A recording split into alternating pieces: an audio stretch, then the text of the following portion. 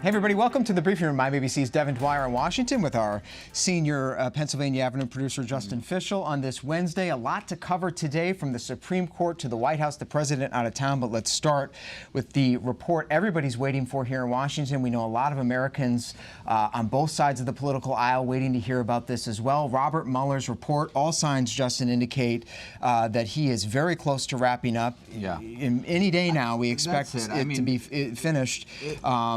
What's your read on this? I mean, the truth is we really don't know, but I must say, to give you a little insight here, we're bracing for it in the newsroom any day now. I mean, we are ready to go. I think the president's ready to go. I think everybody is ready for this thing to be delivered. In fact, the president's sort of tiring of getting asked about it. He was asked on the South Lawn just a few minutes ago on his way out the door to Ohio what he thinks of the report, when it's coming, and whether he thinks the public should see all of it. Take a listen.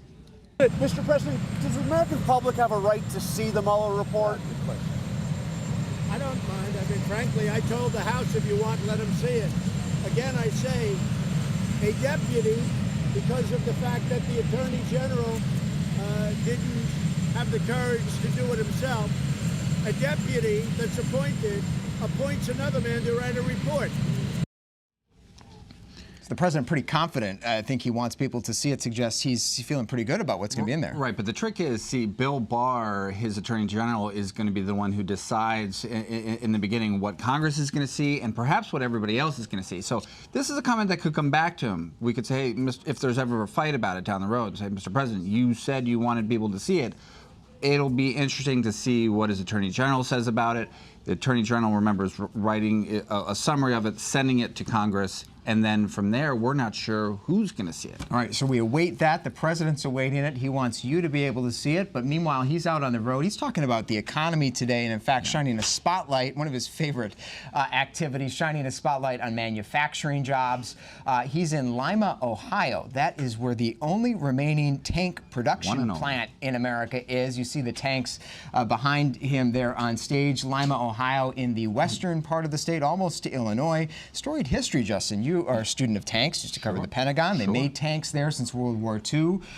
Down to a trickle during the Obama administration. They were only making one tank a month until Trump came in. I mean, and there were cuts, and this is something that the president has criticized Obama for heavily. But you know, they weren't used. Tanks are a conventional weapon. Storied history of the United States military. They are not a weapon of counterinsurgencies, which has been the fight that we've been in most commonly recently.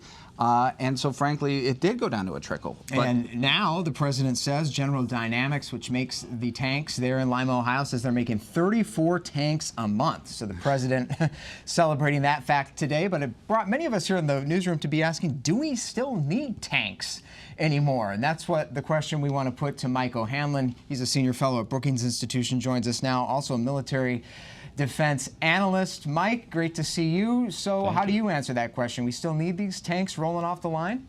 We still need tanks. The answer to that is yes. We can debate whether we still need to be upgrading more Abrams tanks today. As you folks know, you say that the tank facility has been there for a long time. We've been making or modifying Abrams tanks since the 1980s. It was the signature accomplishment in ground combat of the Reagan administration, which built the so-called Big Five, of which the Abrams tank was one. So we've been either building or modifying that same vintage, upgraded, but nonetheless that same basic concept in a tank for about 40 years. But wait a second. I thought, Mike, wait a second. I thought we were talking about cyber warfare. I thought we're talking about countering China. We need a big Navy. When are we ever going to use these tanks? I don't know that we're going to use them, but I think one of the things we're trying to do is deter Russia from having any anticipation or aggression or ambition towards the Baltic states. Whether we need more tanks to do that can be debated, but I think that's one theater. Certainly Korea is another theater where, if heaven forbid, things deteriorate to where they were in 2017, you could imagine sustained ground combat operations there as well. But what I'm trying to do is talk out of both sides of my mouth. Tanks are needed. We may, however, have enough as things stand, and I think the Army would emphasize its desire for the next generation of vehicles more than it would prioritize modifying, let's say, 165 more tanks in the 2020 budget proposal that just came out a couple weeks ago. So when all is said and done, we need tanks. I'm not sure we crucially need the ones that are being modified right now at Lima. And certainly, Justin, there are some political implications for the president. He wants to throw a little candy in the way of northwestern Ohio. It's keeping jobs there. This is an area of Ohio that he won handily in the last election. However, just next door, where the GM plant is shuttering, he only won by a slight margin, and sure enough, he's out there calling for It's a good GM point. A bit to of a reopen split that screen plant there. Speaking of next GM, door. let's talk to somebody now who used to live in that community, grew up in that community. Our very own Matt Furman. He's a reporter for us out in Los Angeles. Matt, great to see you. You are from Lima, Ohio. Bring us inside that community. How important is this tank manufacturing facility from your firsthand experience? It's really crucial to the community. You know, I grew up in the 90s in the NAFTA age where a lot of manufacturing in the city was just evaporating. I think the city lost something like 8,000 jobs from 1970 to 2000. And that's the exact time when we started building these tanks en masse. It was really in its heyday in the 80s and 90s and then in the Gulf War. And so it was almost like when every other sort of manufacturing was leaving, this was really thriving. So when you come around to after the Iraq War, when we don't need as many new tanks, and do we really need to be building tanks, this was a really important plant to the community, to the economy in the area. I mean, the area also has a Ford engine plant, and like we've seen with GM, that's the sort of thing that you always cross your fingers every time you hear that plants are moving to Mexico or leaving the area, and luckily that one hasn't been shut down yet. But it's a very important thing to the community, and no one really wants to see it get rid of, and everyone there is very happy to see the employment nearly doubling just in the last 5 years. Yeah, that is certainly a good thing for them. Matt Furman, thanks so much for that perspective as well. I want to go back to Mike O'Hanlon. Shift gears a little bit, Mike, because as the president was on his way out the door to Lima, Ohio today, speaking of a place that perhaps could use some tanks, he was talking a little bit about Syria, the war in Syria right now, and got a little more definitive than he has in the past. He said that ISIS will be gone by tonight. Yeah. What's your read on the situation there? I know you've been tracking that pretty closely. First of all, I'm very glad the president has been gradually reversing course when he first promised to get out in December. And of course, that contributed to the resignation of Secretary Mattis, who was upset by Mr. Trump's apparently impulsive decision to just abandon our interests and allies there. But now President Trump has largely rolled back that decision. He still wants to streamline our presence, which has been around 2,000 troops on the ground in Syria, and he wants to get down now to about 1,000. So, you know, it's not a pretty way to watch the sausage get made, to hear him say 0 and then go to 200 and then to 400 and now back to 1,000. But it's better than getting stubborn about his initial position, making that mistake, and then just deciding to double down on a wrong policy outcome. So I'm glad we're going to keep 1,000 forces there. It gives us some leverage in the northeast of the country, some ability to help protect our Kurdish partners there, and to try to sort of interpose ourselves between Turkey and those Kurds. So it's a good decision on balance, but ISIS is not going to be gone for good. Its territorial holdings may be largely gone, but ISIS sort of is infiltrated in the communities throughout much of central and eastern Syria, and we're going to have to stay engaged in this region to make sure it doesn't come back. And I think, Mike, you hit on a really big point, because I think a lot of the people in the Pentagon, a lot of his generals want those 1,000 forces. But today, I would point out, as he departed, he was back to saying, I want 200 forces there. He wants to streamline down to 200. That's the number he said today, and then he said 200 somewhere else and he in just Syria, came which is out a of total this, of 400. Whatever the number, and he has been shifting on the number, he did come out of this intelligence briefing, and we're seeing a picture right here. The President, Mike, is apparently holding up a classified document. He had used a black Sharpie, I think, to cross out the word classified. We assume, because there's sketchings off of the top where it would normally say. But to your point, Mike, he is trying to show that the territorial holdings of ISIS have diminished significantly, but they've really just dispersed some of these fighters. The threat's not gone. Right. Exactly. All right, Mike O'Hanlon with Brookings Institution, a senior fellow, also a military analyst. Great to see you, Mike. Always appreciate you coming in just around the corner from here. Thank you so much. Shifting gears a little bit, Justin, you know, with so much at stake in the fight against ISIS, it's sort of baffling to see the personal mudslinging and petty politics that have gripped this town the past 24 hours, a lot of it coming from the West Wing and involving the West Wing. First, there was this extraordinary Twitter brawl between the president and the husband of Kellyanne Conway, his closest advisor. Then we're seeing all this this back and forth again over Senator John McCain. And just a short time ago, Senator Johnny Isakson, Republican of Georgia, came to McCain's defense and took a pretty extraordinary and unusual swipe at the president himself. Take a listen. It's deplorable what he said. That's what I called it from the floor of the Senate 7 months ago. It will be deplorable 7 months from now if he says it again, and I will continue to speak out, because there's one thing that we've got to do. You may not like immigration, you may not like this, you may not like that, you may be a Republican, you may not be a Democrat, we're all Americans.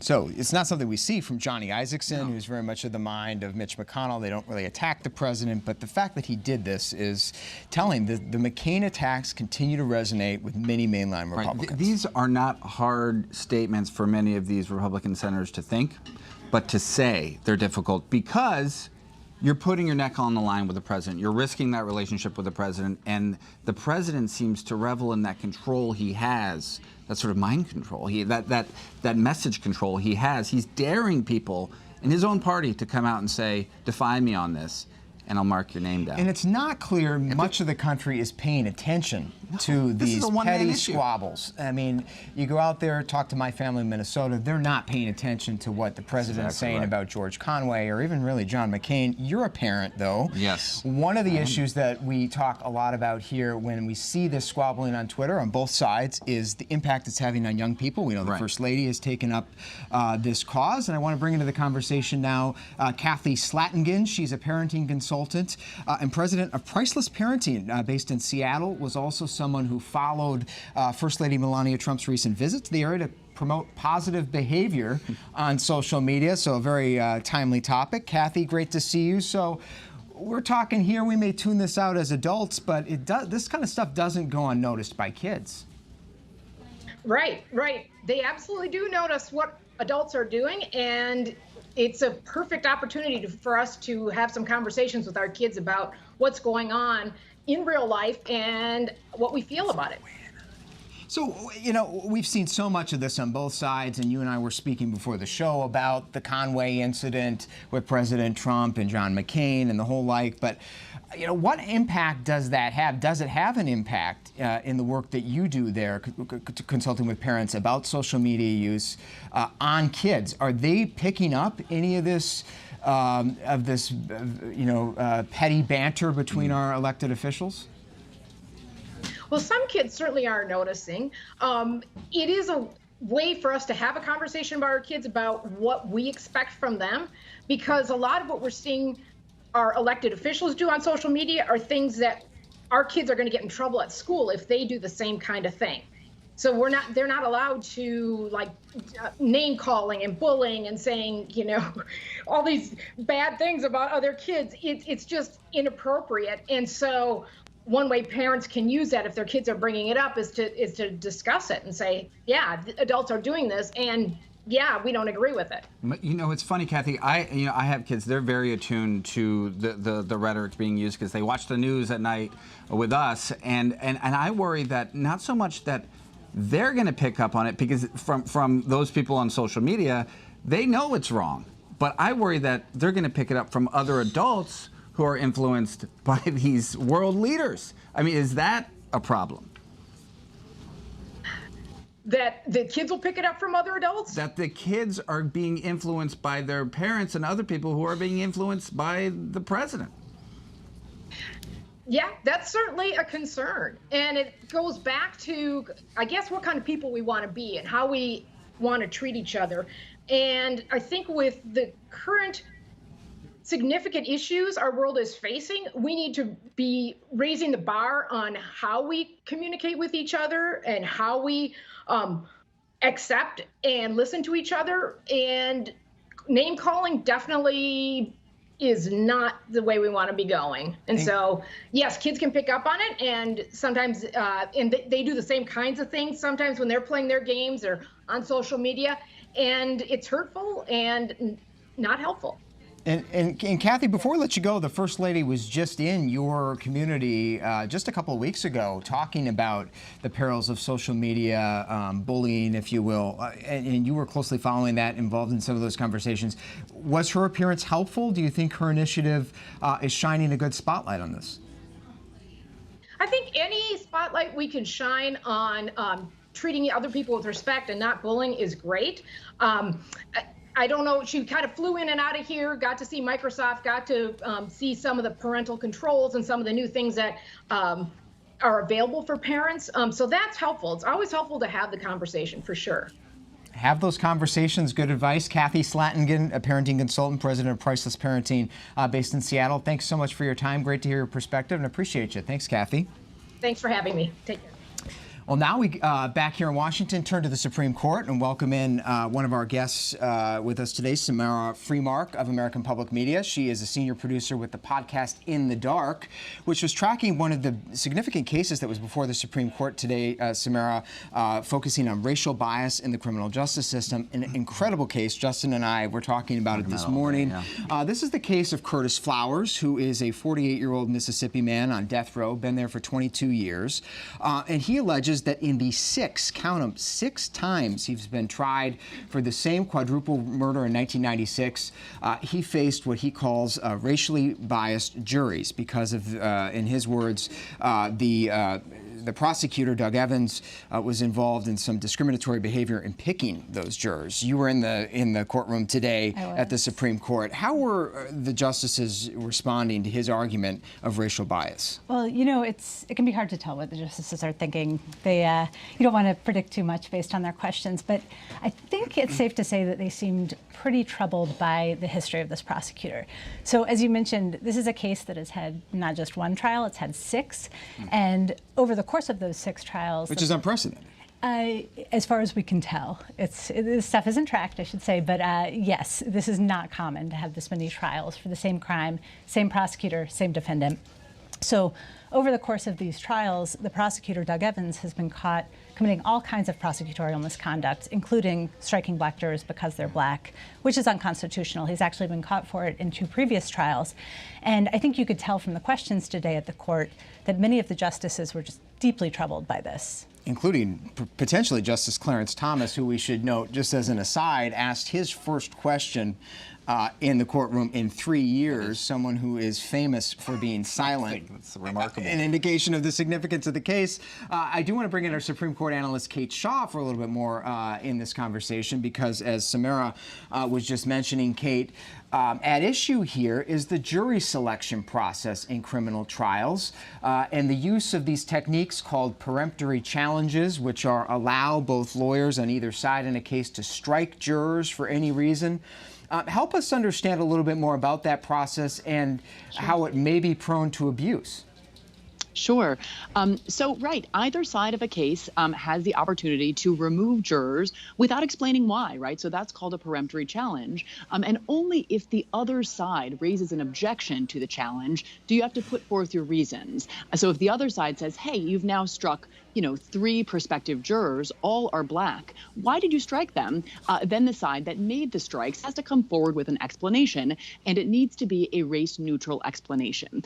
But the problem is sometimes race-neutral explanations are offered, but just to conceal what are actually racial motivations. And so that's what we've seen in several of these prior cases, courts finding that this prosecutor, Doug Evans, did in striking black jurors. He, of course, didn't come forward and say, yes, I struck these prospective jurors because of race. He offered other explanations. Well, they knew one of the witnesses or the victims, or had a connection to the defendant, or provided some kind of explanation. But a lot of those explanations applied equally to the white jurors who weren't struck. But it's a tricky process because you still are allowed to do this thing called peremptory challenges, and some people think that those just shouldn't be allowed at all. You shouldn't be able to remove someone who's a prospective juror without giving some explanation up front, and that it's prone to abuse and to manufactured explanation. So that's the basic background. Yeah, and it makes a very complicated fact pattern in this case, Samara, because in the first trial, it was an all-white jury. Second trial, almost all white jury. Each of those cases, it was tossed out because the Mississippi Supreme Court said, well, there was some misconduct there, not fair. Third trial, same thing. Fourth and fifth trial was more diverse juries, and they were gridlocked, so they didn't convict him. And then they got him on the sixth trial, which was also 11-1. 11-1 white jurors to right. black jurors. So today, though, one of the things that the justices grappled with was the context of Doug Evans, the prosecutor's behavior. I think we have the numbers. American Public Media, your podcast In the Dark, which is a fabulous listen, everybody should download it, did an analysis in Mississippi. You spent a lot of time there looking at 418 cases or more of this prosecutor and his practices of using peremptory strikes. You found 4.5 times higher of strikes against black jurors than white jurors. That's right. So you would think that this might be the kind of thing that was tracked because it's an important constitutional issue. So you would think you might be able to go to a computer and look up how many black people does my local prosecutor strike off of juries. But it's very difficult to do that. Very few places actually track that. So to answer that question, the question that we wanted to answer about Doug Evans and his office entailed this months-long, almost a year-long data project where we had to literally track down transcripts in 8 courthouses, old men's bathrooms, abandoned storage containers, old jails. I mean, these documents were kept in some crazy places. But assembling all of these transcripts, 115,000 pages of records, performing some data magic on all of that, coding it, entering it. You uncovered this pattern. And at the end of the day, or the year, we were able to say we have found that Doug Evans strikes black jurors at 4.5 times the rate. Did the justices catch on to that today, or did they put much water on that? So that information was included in briefs that were filed to the Supreme Court as part of Curtis Flowers' petition. But the justices were very narrowly focused today specifically on what happened in the 6th trial, though again, in this larger context of the actions of the prosecutor over the past almost 3 decades. And I must say, Samara, as someone who just started looking at this case today, what's really fascinating, aside from these issues of race, is sort of the seeming lack of evidence. I mean that on is on the substance. Yeah. That's what draws you into the case as well. Yeah, and I will say the Supreme Court is not here to assess the evidence against Curtis Flowers. That's not its role. But that's something that we did in the podcast, and the evidence against Curtis Flowers is very weak. No witnesses, no murder weapon, no physical evidence, and the one person who says there was a jailhouse confession was sort of a suspect figure. Close. Potentially. Very close. Yeah, there was no physical evidence. The case was almost entirely circumstantial, with the exception of this one jailhouse informant who said that Curtis Flowers had confessed to them when they were in Parchman Prison together. In our podcast, we were able to reach this informant, Odell Hallman, on a contraband cell phone from his cell in Parchman Prison, and he told us that that was a lie. He had made it up to get a break on some charges he was facing. So potentially that could come forward if there was a 7th trial, and I want to put that to Kate Shaw before we wrap up here. Kate, depending upon, it does sound like from Samara's reporting that the justices were sort of inclined to strike down this conviction of Curtis Flowers. That could open potentially a 7th trial for this man? Yeah. You know, it seems totally possible. One, the fact that the court took the case up at all. It doesn't typically take a case like this just to affirm what the Mississippi Supreme Court did, which was to allow the conviction to stand. And I'll also say that this is an area of law in which even the Supreme Court's conservative justices sometimes will side with a criminal defendant. So Roberts wrote an opinion 2 years ago finding a Batson violation, that is discrimination in a juror strike.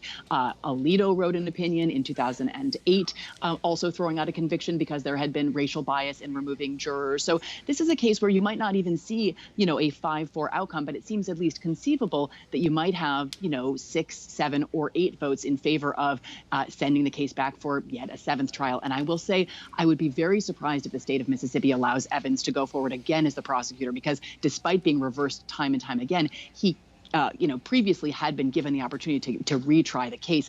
Seems like a questionable choice on the part of Mississippi, and I don't know if they would make it again if the case went back for a 7th trial. And we should hear their opinion, I think, by the end of the term here Should be by the end of this June. term. So it'll be very interesting to see. Samara, thank you so much. Samara Freemark with American Public Media and In the Dark podcast. And of course, the fabulous Kate Shaw, our Supreme Court analyst, who joins us on a very busy Wednesday. Thank you so much, Kate. And finally today, as we kick the show, a little bit of good news for music fans. If you're a lover of some of the greatest hits in American music history, Registry, Justin? I know Yes. you are. You turn up those tunes when you're Always. driving out of here. A number of them were inducted today into the National Recording Registry at the Library of Congress. Well, what is that? Well, they preserve some of America's greatest songs for posterity in government archives. That means if a meteor strikes the Earth, those things will be in a vault somewhere, preserved forever. You're seeing some of the great ones there. September. Love Devin, that are you going to one. sing? Is that what's I happening? will not be singing on the Okay, show because today, that's but really all maybe we're we can hear a interested in little here. bit of Sweet Caroline, which was added, Neil Diamond's 1969 hit. And believe it or not, if you were a fan of Schoolhouse Rock, Yeah. that got inducted today, too, into this recording registry. We have a little bit of that for you because who's not a fan of Schoolhouse Rock? That's going into the Library of Congress. You can see the full list. Check out all those songs on the Library of Congress website. 20 of them added today. Fun stuff. Maybe we'll be added in there one day here in the Maybe briefing this will room. be. Maybe Digital the briefing content room. that'll be preserved for posterity. Hey guys, we're here every day, 3:30 Eastern Time on ABC News Live. Download the ABC News app for the latest on these and all the stories we talked about today, including the Supreme Court case that is so fascinating.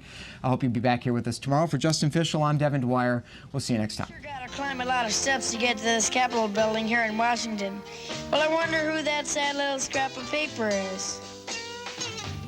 I'm just a bill, yes, I'm only a bill, and I'm sitting here on Capitol Hill. Well, it's